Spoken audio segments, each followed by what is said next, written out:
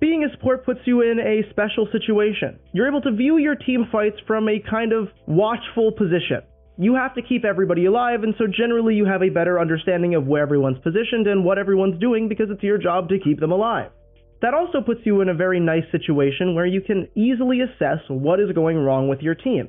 Now, sometimes you're able to identify this in the game, sometimes you're only able to identify it after the game.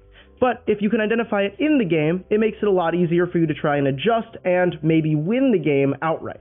So let's first start off with a few symptoms of DPS possibly doing poorly. When DPS generally do poorly, it's because 1, they're just getting picked early, or 2, because they're not dealing enough damage in situations where they should be dealing enough damage. And that's the important key part of this.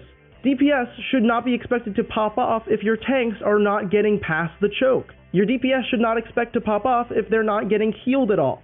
Your DPS should not be able to pop off if they're getting countered hard and nobody is helping them. So there is a lot more factors than just your DPS are doing poorly, you should flame them. So in this scenario, if our DPS are being dived by a ball, 1, they should be able to decently take care of it given it's 2 DPS versus 1 ball. And 2, the person who should really be turning around should not be a support, it should be a tank to turn around and try and peel for them, which doesn't really necessarily seem to be the case. So as we're pushing in here, it's very clear that we're going to be down at least 1 DPS, but it's fine because we trade. This is a situation where you happen to just be relatively equal, and so there's nothing really wrong with going in now. So let's take a look at a few key factors in determining whether a DPS should be dealing enough damage. 1, are they alive? Okay, well if they're alive, that's great. 2, is there space and is there enough distractions for them to deal decent damage without getting targeted solely? Let's take a look. As we walk in, our tanks are doing a decent job. Our ball goes in and distracts for a second. We're pretty much playing together as a team. I'm actually going to nano him. We get a nice pick off the start. This is looking like a very promising beginning to a fight, especially because we're using a lot of ultimates and we seem to have an advantage.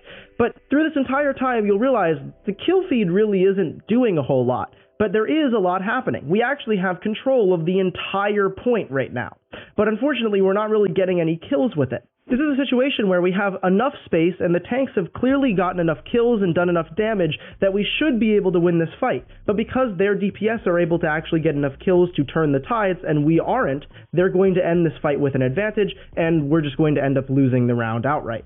So you see what I mean? We're not flaming the DPS just because they're not getting kills. We're only noticing that it's a problem when every other situational factor is good. Our tanks are getting good space, and our supports are keeping everybody alive. If those two things are happening, our DPS should be getting kills, and if they're not, then something is wrong. Again, this does not mean that as a support or as a tank, you should just flame them and say, you should never play Overwatch again. That's not helpful. What you should do is ask the DPS and say, hey, what can we do to help you guys? If the problem is there's a ball that's constantly on you, cool, maybe someone switches to a Devo or someone goes Brig and we can help kind of deal with that together. Maybe if they don't feel like we're playing with them enough, that they can communicate. But we don't want to just flame. We want to try and come up with a constructive outcome which actually ends in hopefully us winning the game. So another telltale sign of a DPS player underperforming is them possibly getting picked early at fights, losing 1v1s, positioning themselves in weird places, not letting themselves completely reset. A lot of DPS players will sometimes get greedy and they'll try and go out and maybe get a kill before it's time to and it's safe to, and that can lead to them dying early. And if you have a DPS that's constantly dead, how are they supposed to deal damage and do their job? Them getting staggered early can also be a big problem because then you're just going in 5v6 or it just ends up taking longer for you to reset. So let's take a look at this example. One thing I'd also like to note is I'm always the person who says that if you're playing Ana, you need to literally have your eyes glued to the screen. Here's a fantastic example. You look away for 1 second while you're resetting, and your Kree gets bursted down by damage that you weren't even expecting. Now, as a support player, I should have been paying more attention. But also, there's no reason to be peeking when there's nobody there and you can risk dying. That's something that a lot of DPS will sometimes do, and you can't always save them. In that scenario, I don't even know if I would have been able to because he got bursted down by a damage-boosted rocket. And in that scenario, there's not really a whole lot that you can do. It sucks, but it's very clear that there is a problem, especially if that's happening fight after fight. It happening once, sure, that's unlucky, but if it's happening consistently and the person's dying first at the beginning of every fight, or they're getting picked before anything even happens, then that's clearly an issue and you need to ask them what's going on. So, as we push in, let's consider the other factors. Are we creating enough space, and are we keeping at least the people that are still alive, alive? Well, our Ryan is up there doing a pretty good job. That's a pretty nice sleep, if I do say so myself, and this is a relatively good opening. We managed to hack the ball, and so far, we're moving as a team, and we're moving together. This is about all you can hope for. We're keeping the teammates that are there alive, and we're pushing behind a shield. That's about all you can hope for. Now, as we push in, things are going relatively well, but you'll notice even though the fight is actually lasting for a decent amount of time, we're not really pushing them back with any damage. Now, you're probably thinking, Twist, it seemed like your tanks weren't really pushing in that far. How is that a DPS problem? Well, the problem comes from the fact that we don't have enough spam damage. As you can see, as we start pushing in, the enemy team has tons of spam damage that they're just throwing at our tanks all the time, and because of it, his shield is going to break, and it's not going to be very fun for them to push in. Now, the obvious way to counteract that is to have your own onslaught of damage that can spam back, basically allowing your team to also push through the damage with your own. When you don't have enough damage on your team and you don't have any of that spam damage, it can be very difficult, and your Ryan can sometimes stagnate and end up dying right where he's standing because he doesn't have the damage behind him to actually push through. And a Reinhardt that's just standing there with nothing to do is eventually going to die. And so, inevitably, this fight's going to break out, whether it's because we have a Sombra that can't really deal tons of burst damage, or whether we have a McCree that got it picked early. Whatever is the case, we're not dealing enough damage, and the only kills that we're really getting are from our tanks.